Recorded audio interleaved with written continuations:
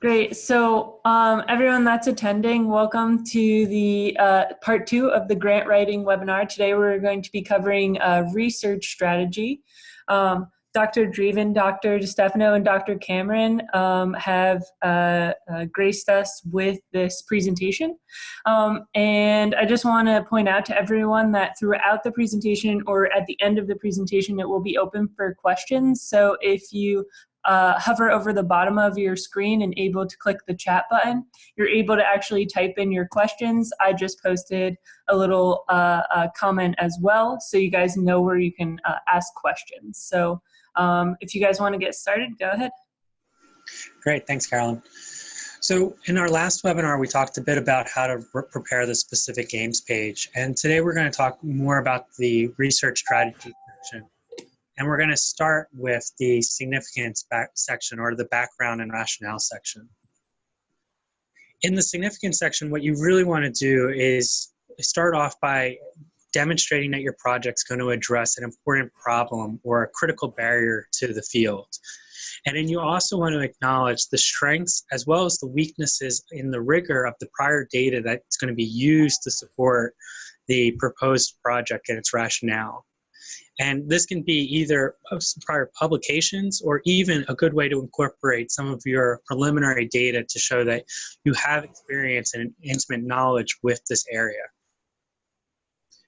And the other thing that you want to be able to articulate in your significance section is that this project's going to be able to lead to something that will advance scientific knowledge, technical capabilities, and hopefully also clinical practice. So you really want to show where's the field now and how are you going to advance the field as a whole. And this was nicely summarized on one of the NIH websites, where they suggested your significance should put in the context the state of your field, the long-term goals for your research projects, where's your research going and how's it going to have an impact on clinical practice, but also be able to incorporate your preliminary data to help build that rationale. Now, I know the pictures here are blurry, but the goal is really to help demonstrate two ways that you could potentially begin your significance and establish the flow. In the first image here, you see what we did was develop a conceptual diagram that helps tell the readers where are we as a field, what do we know, and where are we going. So the white text in the figure is capturing things that we had previously learned about accelerated NEOA. And the orange text was going to define the key areas that are still left unexplored that we were preparing to address in the current project. And this gives a nice quick visual representation of the significance of the project, both where are we and where are we going. Another strategy that works really well is to have a proposal synopsis box on the beginning of your research strategy. And this is great for members of the study section who may not be assigned to your grant, but this offers a quick glance at some of the key concepts. And some of the sections you might include in a box like this are the study summary that gives a quick overview of things, the potential impact of the project. You might offer one or two bullets on the key significances of the project, and another bullet or two to highlight the innovation. Then you can take a section to kind of outline the overall concept of your approach.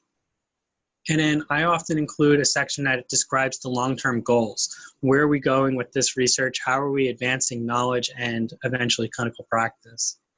And then the last thing I often do is have a small section that highlights the investigative team and what makes them unique for this specific project.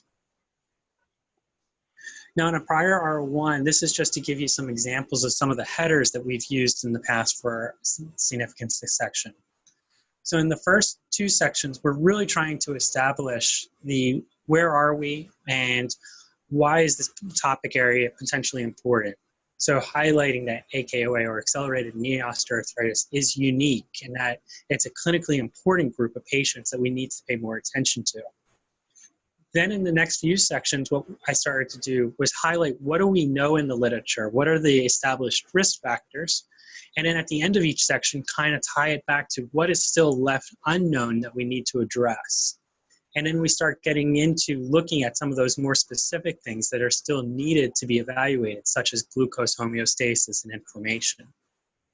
So you can see we're establishing where have we been, where are we going, and then we highlight the fundamental barriers that are kind of hindering the research area. Then the next two sections are kind of highlighting some of the novelty that makes this project really interesting, which is the use of a very nice cohort and the unique aspects of the investigative team. And then we finish it with where do we think this project is going?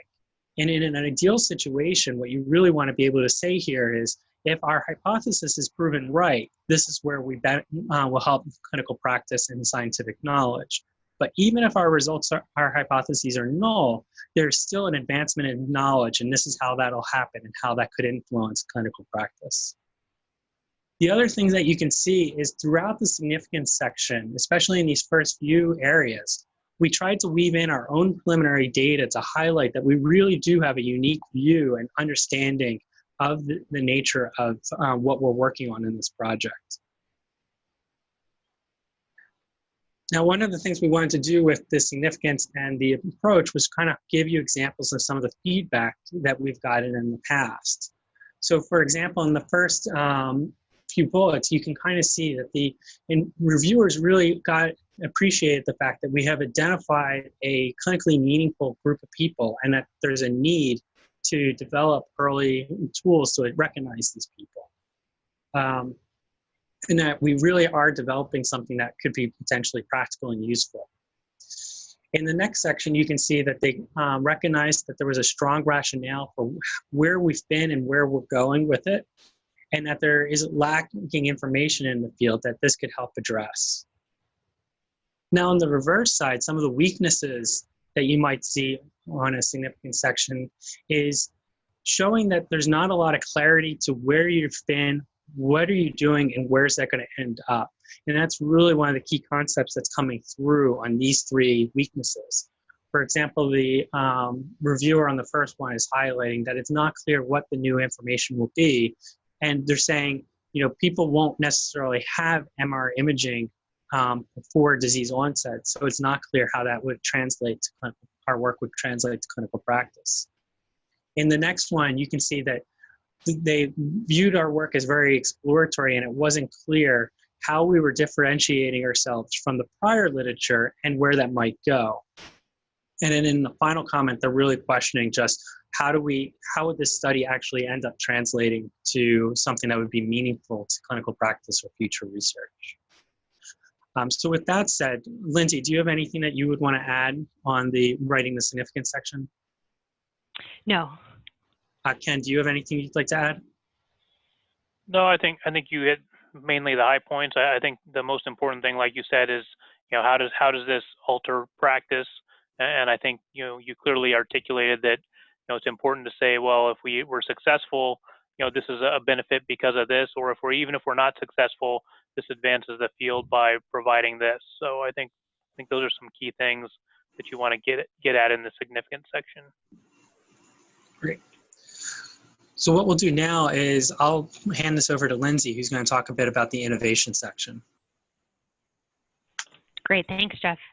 So innovation, you know, if you think about the significance section, I often consider the significance section as the prime opportunity to demonstrate why this project is needed, what's the impact.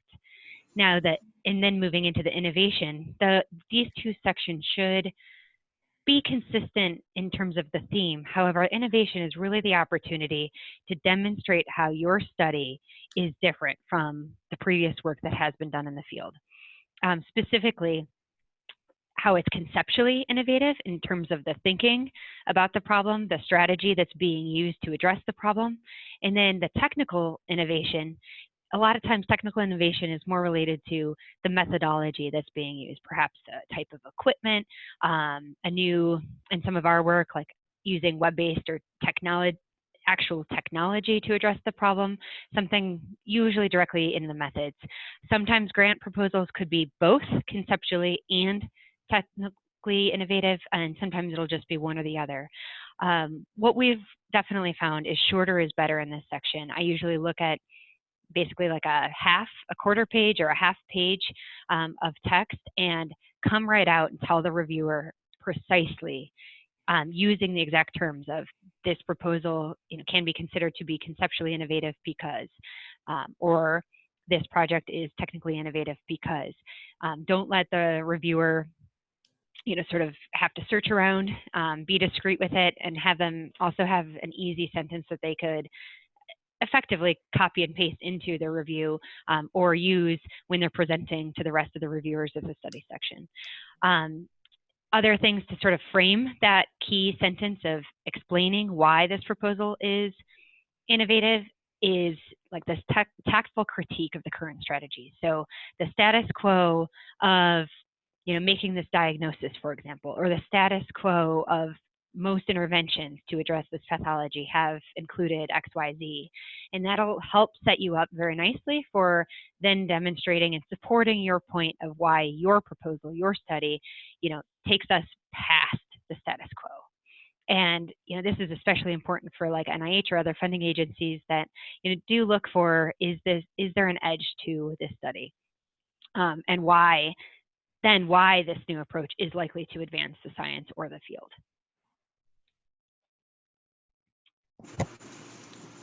Great, thanks, Lindsay. So after the innovation section, we'll often get to the approach section in most, especially the NIH grant applications. And in the approach section, this is really your chance to describe the overall design of your study, how are you approaching it, the methodology, and your analyses. And you want to ensure that these are well-reasoned and that they will help you accomplish your specific aims. It's actually amazing how often you may review a grant application where there's a discordance between what the aim says you're going to do, what the research design can enable you to do, and then what the statistical analyses are designed to answer. So you want to ensure that all three aspects of your grant proposal are in agreement, and that's a good opportunity to work with your biostatistician to ensure that all three steps, the aims, the design, and the analyses, complement one another and will ensure that you can achieve your goals. You also want to keep sure that you're describing the plans that will address the weaknesses in the rigor of the prior research that serve to support your rationale and your significance of your project. So highlight the strengths of your proposed methodology compared to some of the pre-existing ones. And what you really want to offer the rationale for why are you selecting the patient population you're doing? Why are you selecting the outcome measure that you're selecting? So really offer that compelling evidence. Another thing that a lot of people often will forget is to have an alternative strategy section where you address the potential problems and come straight forward and say, yes, it's possible that it'll be challenging to recruit 200 people. But in case we do have a problem recruiting it based on our proposed plan to recruit, here's our backup plan. We have these other institutions we can contact. We'll reach out to the neighboring communities to recruit, to show that you've thought this through and that you have a thoughtful plan in case something does go unexpectedly. You also want to have a clear timeline that shows when you plan to achieve certain benchmarks, of course, across the project. And if you're submitting an early stage project like an R21 where it may be more exploratory, you want to be able to reassure the reviewers that the strategy being used will demonstrate the feasibility for future grants, and that will particularly be able to manage some of the risky aspects of the design or the project. And then it's always important to keep in mind that if you're involving human subjects or doing NIH-defined clinical research, that you're addressing the key aspects that the NIH or your funding agency is asking you for. For example, one thing that a lot of people often will forget to do is to discuss how you plan to use sex as a biologic factor in your analyses and study design. And again, you can see in the last bullet too, the importance of justifying in the terms of your goals why you're doing certain things. So again, the picture here is blurry, but the goal is really to give you an idea of how we set up the flow of the approach section. And you can see again, what we've done here is break up the text so that it's not intimidating or going to be hard on the reviewer. Put yourself in the reviewer's shoes and think about what it's like to read through 5 pages of dense text. So when you can offer them a figure or a table that more concisely and efficiently describes something, take advantage of that to break up the text. Oftentimes I'm really happy on a grant application where almost every page has something to help break up the text a little bit and provide an easier way to potentially understand something. So in this example here, you can see there's a figure on top that helps people kind of walk through how we selected people and what are the key time points, because this was a fairly complex strategy for how we were selecting people. So this helped at least give an example so that they can conceptualize it and see it for themselves. And then in the table, we're offering some of the basic descriptives of the people that were in our cohort so that they understand that we have the data and we understand who we're working with. Some of the sections that we've had in prior grant applications will be an overview section where we describe the study design and our primary outcome measures, and we may briefly identify our key population. Then we'll go into sections where we describe either the cohort or our study sample and how we plan to recruit them or select them. And then we begin to discuss the variables that will be used throughout the grant project to address our aims. And when we talk about acquiring new images or doing new measurements, we take the steps not just to describe the methods, but to show them our reliability data, to show them that we have a strong track record in this area. We mentioned how many grants we've done that method before on, or how many knees or subjects have we measured in the past. We also talk about the fact that we often have quality control steps that have been in place for past projects.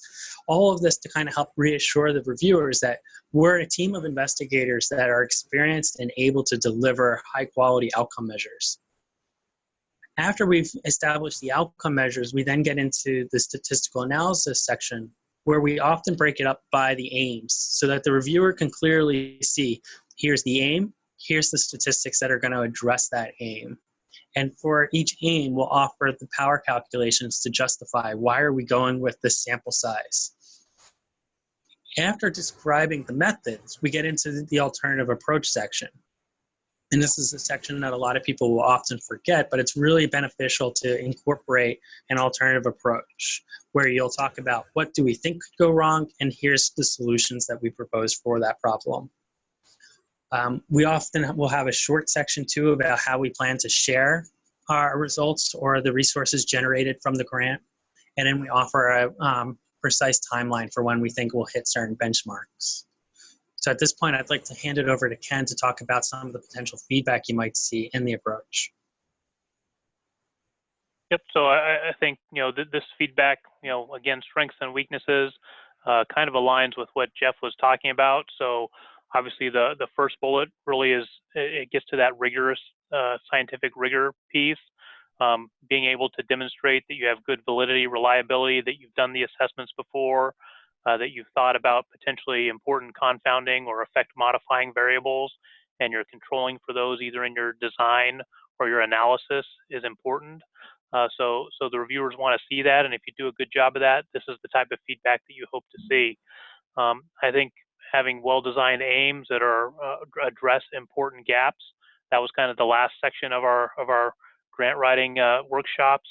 But that's still important, and again, that how you address those aims in terms of setting up the methods to do that is important too. So I think that the reviewers recognized that that both the aims were important and that they were well designed and that the methods were appropriate to address those aims. Like Jeff talked about before, one of the most common errors that you see is that there is discordance between what the investigators say they're going to do, what they actually describe, and what the analysis is, and whether or not those line up and can all answer the question that's being asked. Statistical powers we talked about, almost always they're going to want to see that you have the power to find a difference if one exists. So they're going to expect that, and obviously they're going to give you kudos if you provide that information. And then finally, Jeff talked about alternative plans. That really is an important section. It shows the reviewers that that you've thought about potential pitfalls, that you've got a plan to address those if they should occur. I think a lot of times new grant writers, new investigators when it comes to publishing papers and writing grants. A lot of times you'll gloss over those potential weaknesses because you don't want anybody to notice them. Maybe you realize they're there. It's much better to say, hey, we recognize this is a challenge and we're doing this to address this, or we recognize this could be a concern if this happens. We're going to not use this approach, but we'll use this other approach, which may not be as good, but we know we can do that and it will work. So it's always good to have that in place. If we move to weaknesses, you know, these are some of the weaknesses. Again, typically, not being clear in your operational definitions is something that can happen. Sometimes it's clear to you and it's clear to your team, but it's not clear to other people. So you want to make sure that you clearly operationalize your definitions and how you're going to handle that, how you're going to make sure that you're looking at like groups, or if you're not looking at like groups, how that may impact you and how you may deal with that. Maybe it's stratified analyses or something like that.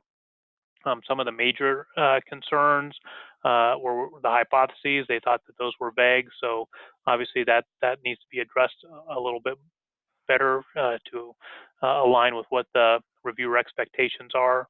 And I think that again, trying to ensure that the design is consistent and you're comparing apples to apples, it seems to be important. Or if you're not, then how are you accounting for that in your design or your analysis?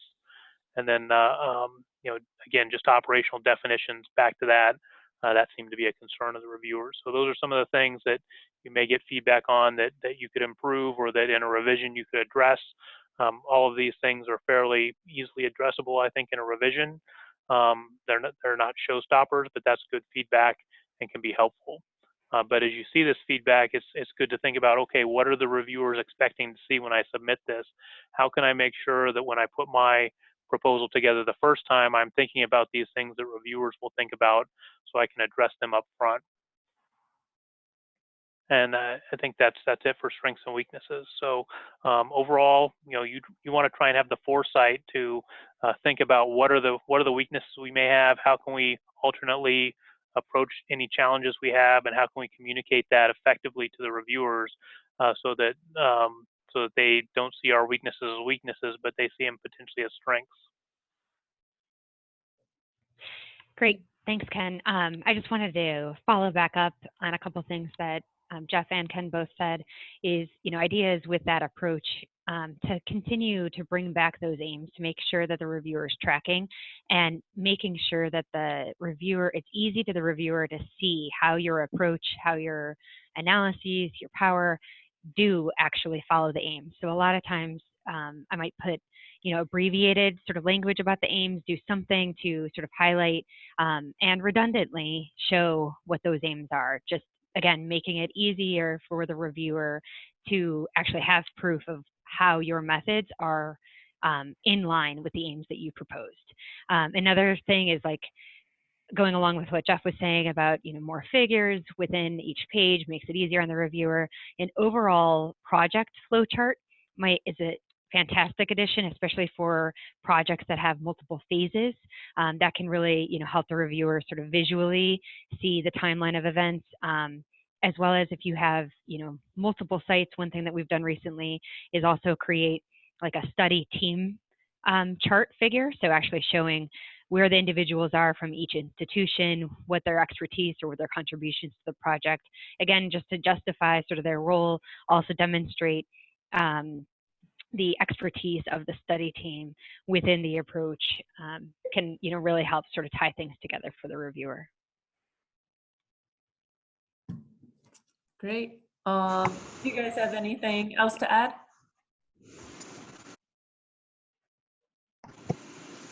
I don't think so. Okay. Well, now we can open up for any questions that any of the attendees have. So if you want to type anything in the chat to ask any questions, you're more than welcome to. But I'm going to start with asking a question about like creating effective timelines. So I find that that's one of the things that I personally struggle with when writing a grant, trying to create that. So what are some tips that you may have for effectively creating a timeline for the grant?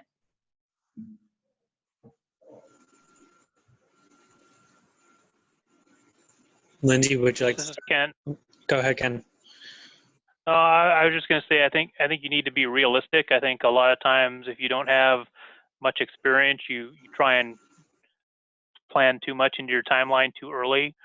So I think, recognize that your IRB approvals may take 3 months, or it may take 6 months, depending on your site and the scope of the study, and whether you need second level review, which is required if you're doing working with the DoD as far as DoD funding. So just be realistic in your timeline.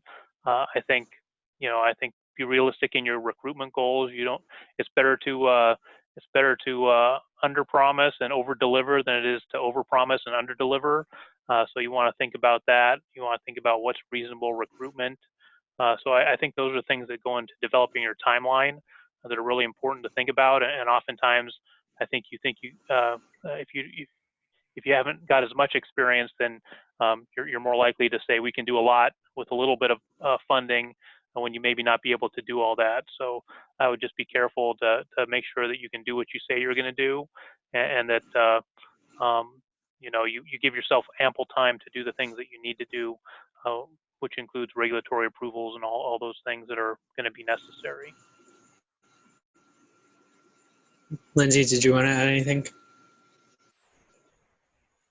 Yeah, no, I would just, echo Ken's sentiments that I think that a lot of early investigators, that's definitely where the faults are, and a lot of experienced reviewers can see through it, and will make the statement of, I think that this is overambitious. So I definitely would strive, especially to early investigators, to probably aim a lot lower than what you initially put on, or a lot slower. And I would also highlight too that one of the common mistakes I see with the foundation grants and the grants that we review with the ATA is often not allowing enough time to do the analyses at the end. A person will put down that they'll do analysis and writing in a month, and it's probably not going to be a realistic time frame. I often try to budget at least 3 months for the last analysis, but oftentimes I'll try and work it out so that if my aims can be staggered, I'll start doing analyses before some of the aims are finished, so that I can start at least writing up and doing analyses for the first or second aim early. But a common mistake I feel like is often not leaving yourself enough time to do the analyses and write the manuscript or abstracts. I think, the DoD also, they require what's called a statement of work. And you can do this in different ways, your timeline, a Gantt chart or anything like that. But, basically kind of break things down by quarters, that's helpful, and by specific aim and major tasks under your specific aim. So, do you have to get regulatory approvals? Do you have to, begin recruitment? Do you have to hire staff? Do you have to do any training of your staff? Those are kind of the key things you want to think about, and build those out in your timeline so that you make sure that you account for those things. It's hard to get a project going if you don't have staff to start working on it. Smaller grant, that may not be an issue, but a larger grant, that's definitely something you need to consider. So breaking it out into a table format, by year or by quarter within each year, if it's a multi-year proposal or grant, that can be very helpful. And be realistic with what you can do in the time frame that's the funding period. A lot of people try to do too much within one cycle. Okay, great. So the next question is, how do you determine what is innovative versus what is just a natural progression of science in a given area?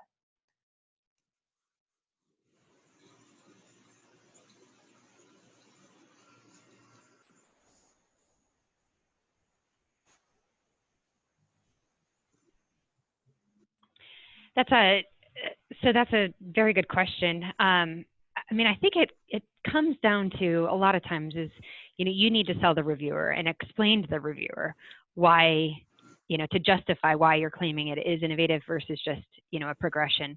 And so I think I personally would go back to, how you present it is going to be vital. And I think that the more that you can, I think, demonstrate back to what has been the status quo in the previous literature and how you are advancing the field. And if there's any, I guess I also would go back to, a lot of times in my grant proposals, I can name like 5 things that are innovative, and you don't want to present all 5 of those. So I would err to choose the one or two that you feel like the reviewer won't just say that's, they'll question that innovation and claim that it is just part of this, what has happened with the field. I hope that helps. Jeff or Ken, feel free to clarify further. Yeah, I think a good part of the innovation too is Jeff talked about it a little bit before, but if you can use some of your own preliminary data to say, how what you're doing is innovative and how it's moving the field forward or has advanced the field, and what the next step is to continue that innovation, I think that's very helpful and very powerful. Anytime you can have data that supports that you found something that is unique or is providing some information that you can't get from somewhere else, and you're going to improve that. I think that's always something that reviewers like to see. And the innovative aspect's going to come out too as you're writing your specific games. So when you do the specific games as your starting point, you'll start having the outline really emerge for your significance and innovation there. And I feel like oftentimes the innovation is the part that you're most excited about in the project. Great. One of my other questions is about demonstrating your recruitment capabilities. What do you find are some of the best ways to work that into your approach section?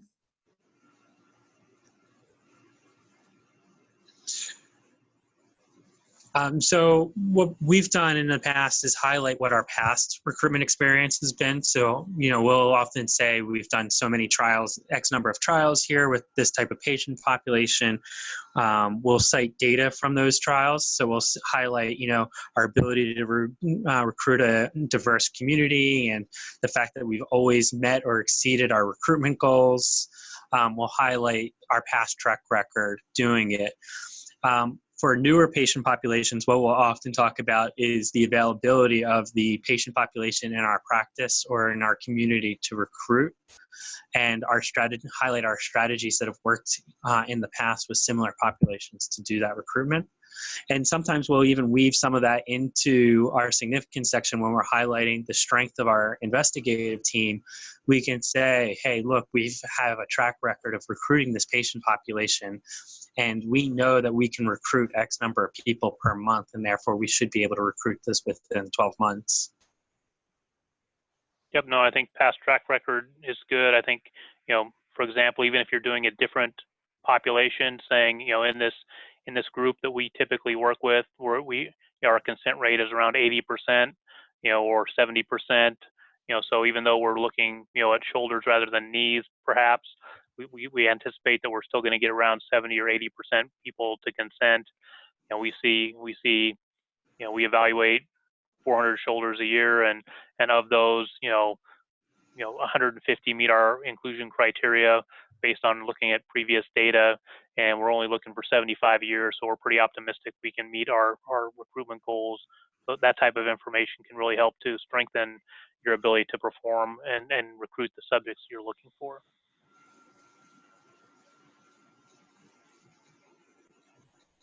Great. Well, that's all of the questions. Oh, sorry, there's another question. Okay. How do you decide when to resubmit a grant, and do you look for a specific percentile rank or score?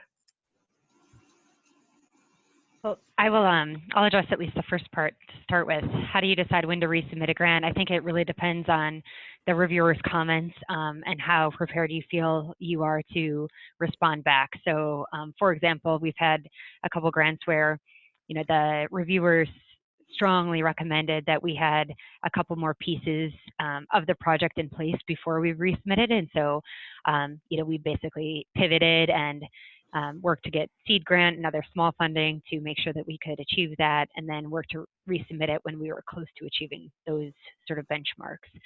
So I really think that it depends on that first summary statement and those reviewer comments, and whether or not the comments or where you think that your score, sort of was compromised, are, further preliminary data that are needed, further justification of parts of the study methodology that may or may not be quick to come back and prepare. But a lot of times we also aim to submit a grant at the start, sort of anticipating that we might need to, have further data ready to roll with upon a resubmission. So we might start doing that initially, right after that first submission, so that we're better prepared to move quick on a resubmission. Yeah, and to echo Lindsay's comments, I don't worry so much what the current score is on the summary statement as much as what the comments are and how they're highlighting strengths and weaknesses throughout the proposal. Yes, the funding rate is very low for people who don't get discussed. But if you didn't get discussed because they hit you on things that you feel are really addressable, then it's probably still worth trying to resubmit. But there's comments that might just be very challenging to overcome. For example, if they just don't like the concept of what you're proposing, the overall design or the population or the intervention is just not appealing to them, then it's going to be hard to convince them that that's the way to go on a resubmission. Alternatively, if they are questioning the innovativeness of the project, that's going to be a hard obstacle to overcome, especially if you can't think of another way to reframe it. So it really does come down to not so much the score as what are you getting, what is the feedback you're getting.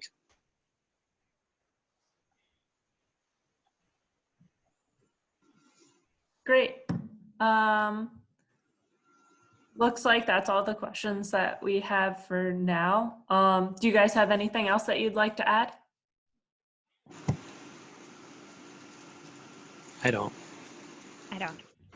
No, I think we've covered it all. Again, I think the most important thing is just be realistic with yourself and make sure that you make sure you review your grant like you anticipate a reviewer would, or like you'd review somebody else's grant. I think sometimes we can get fooled into thinking we can gloss over things, or we can hide some of the weaknesses. I think it's better to put those out in the open and talk about how you're going to address those weaknesses rather than try and gloss over them, because that usually doesn't work so well with the reviewers. And to that point too, Lindsay had some great slides in the specific games page about the importance of starting early in the process. Give yourself a lot of lead time to get the grant ready. And then also don't be afraid to go ask somebody else to look it over and give you feedback, because somebody with a fresh set of eyes can be really helpful, especially if they don't know the content area as well as you.